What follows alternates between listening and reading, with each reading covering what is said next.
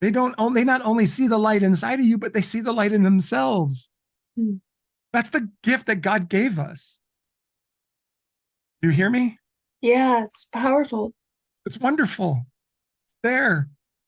But there's two things that keep us from it. Okay, what you're watching is an actual coaching session with one of my clients. Now, before I share this session with you, because ultimately what happens during this session, I get very passionate and very emotional even. But there's a reason why I do this. And I want you to understand this, that if you're trying to help people move forward or do things that changes their life, right? You have to sell it, which means that every single time I teach a process like, hey, do this and you will get this result, I spend a little bit time helping them understand the principle of the action I'm going to ask them to do. And so this changed everything for me because I used to just tell people what to do and they wouldn't do it. And it used to drive me crazy. And so what I learned was that before you tell a person what to do when you're coaching them, you got to spend a little time, sometimes a little bit more time, to really help them understand the principle. And when they understand the principle, they are hungry to go do the work. Here's proof. Watch this video and you'll see at the end of this video, you will want to message me and tell me how to do the thing I'm telling this person how to do. Enjoy the video. So first off, so external, internal, this process came because I was trying to figure out what is the true source of each of these strengths. If I were going to be my best self, where do I start? And when I'm looking at each strength, what I learned is that all of these strengths have an internal and an external aspect of them. For example, your empathy, right? Empathy is one of your strengths. And empathy is an external strength because when you are, it's best used when you're around people. And those people could be high level people or, really mean people. It doesn't really matter. If they're suffering or they're excited, you're going to feel their vibe. And then once you externally feel their vibe, you then internally translate that into meaning, like, oh, they're happy or oh, they're sad. Right. But my point in this with empathy is that it's best used if we first get out of our own skin, get out amongst people, right?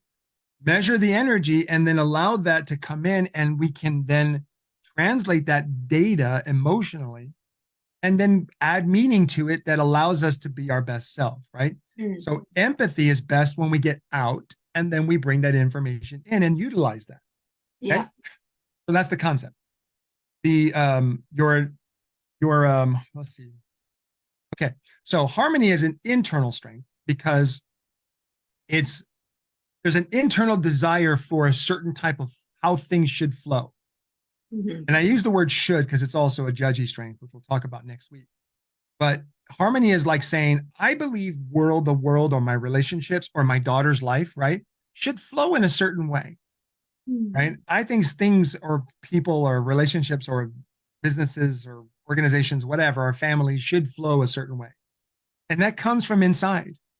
It's like a desire, an expectation almost. Like this is how things should be and how they should flow, right?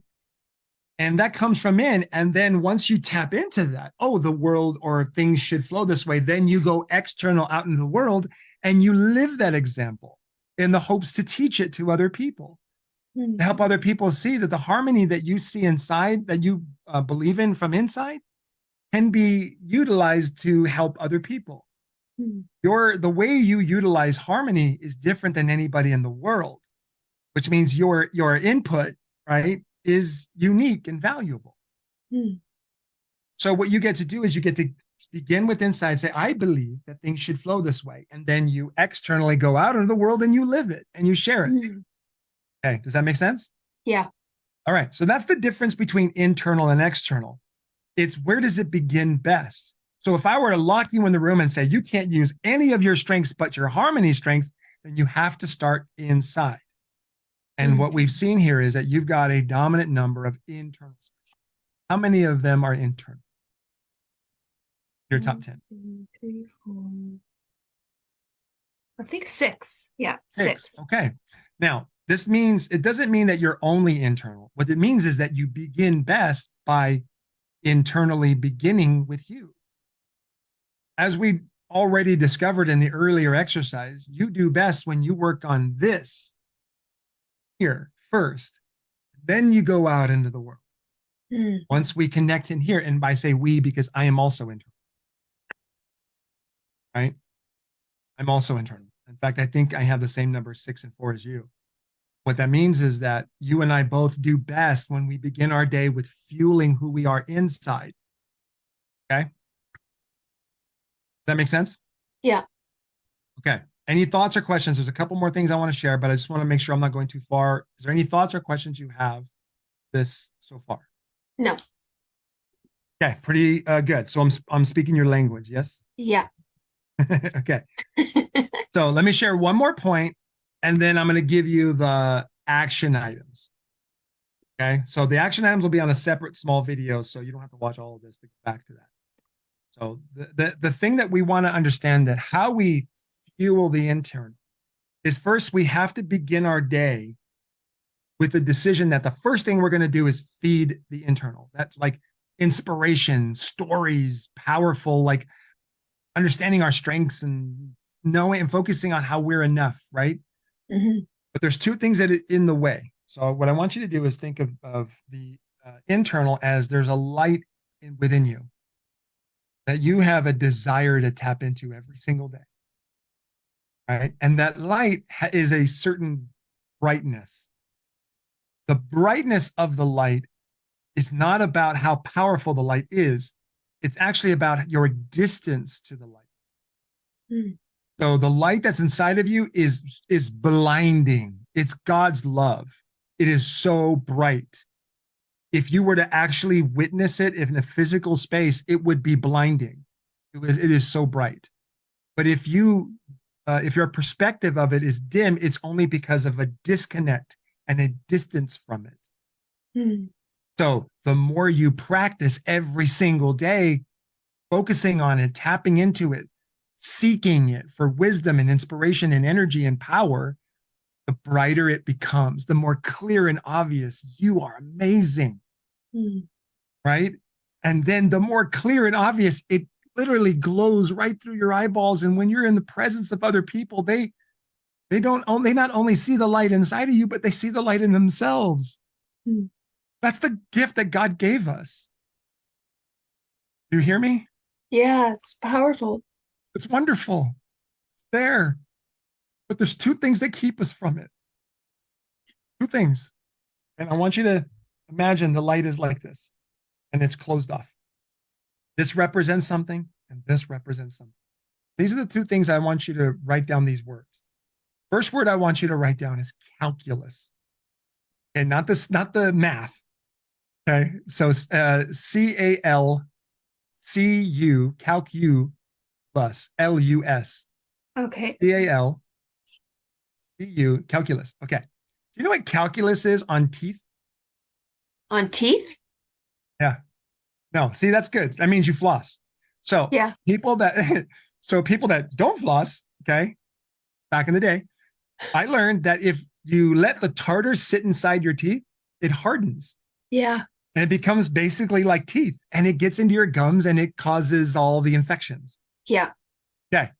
So calculus forms because of we avoid what's going on inside, right? We avoid what's going on inside. And so the calculus forms. And the calculus is what blocks our vision and light and connection with our light. Huh. Because we weren't facing the crap inside. What we did today was facing it. Mm-hmm. Right? So Yeah. if we're facing it, we're flossing. And if we're flossing, we're able to get through to see the light. So that's the first thing. The second thing is barnacle. I was going to say too, the calculus, Huh? it's actually challenging if you weren't a flosser to become a flosser Yes. because there's pain and blood. And yeah, so it's not like it's like, oh yeah, I'm going to floss and everything's going to be great. Oh, Flossing it's ugly at actually, first. yeah. And it's gross. And you kind of need someone else to do it for you. Like at some point, there's nothing you can do. You got to go to someone to chip that crap away, you know? Yeah. So, I could be that. The world can be that. The people that help you chip it away. So that's the first thing. So barnacle is the next one. I actually don't know how to spell barnacle, but do you know what barnacle is? To me, it's something that causes pain. That's it. So barnacle is the crap that forms on the bottom of boats. Okay. I learned about this watching a movie called Summer Rental way back in the day. Oh, When a boat has been docked for too long, it literally forms like a fungus, and that wow. fungus hardens.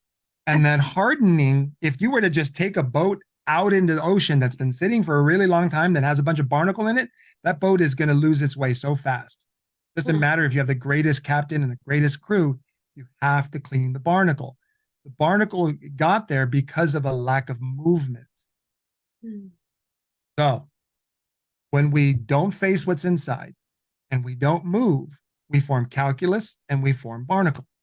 These two things keep us from being able to witness and experience the light that's inside of us. But we've got to start moving. We've got to start facing the stuff that's inside of us. And when we do that, we become more and more connected to the light inside. Hmm. Right? So that's what we're doing. What we're talking about here is facing that stuff that's inside and turn it around. Those stories that little process I shared with you, that's how we clear out calculus. And when we utilize our strengths and we get out and we share our strengths with other people, we take chances, we embrace fear, then we clear out the barnacle. And by clearing out the calculus and the barnacle, we become witnesses of the light that we share, and it starts to come through our eyes. Hmm. And then the people go, "Oh my gosh, I see the light in your eye. I want that." And they start to see the light in theirs. My goal is before I leave this earth that people say that about me, Hmm. right? Because at one point in time, life was so dark for me. I even formed dark circles around my eyes. Wow. Huh. Angela used to say when she first met me, there was dark, it was just dark in my skin here, right around my eyes. Wow. Um, and so but I want you to know there was a lot of barnacle that needed to clear, a lot of calculus. It's dark, it was ugly, you know. Hmm. So I'm going to share with you an exercise on how to do that. But as long as we understand that all we got to do is clear out the calculus and the barnacle, and you know what's wonderful is it actually doesn't take long. Hmm. Not like actual calculus or barnacle. You don't have to work on it for months and months. It just really about 48 hours. Wow. You're going to start noticing a difference. Okay. So those are the concepts. I'm going to stop recording and then we're going to record one more video that gives you the step by steps. So you can always come back and just watch that short video now that you understand these concepts. Okay. Okay. All right. All right. If you like that video and you want more, be sure to like, subscribe, follow, hit all the notification bells so that every time I upload another one of these, you get them instantly. Also, if you're interested in working with me one-on-one, just send me a direct message and I will happily work with you privately, even for free, just to see if we are a good fit. And finally, go to the link in my bio if you want to get any more free content, support, or even trainings or workshops that I have coming up. Other than that, have an awesome day and unleash your strengths.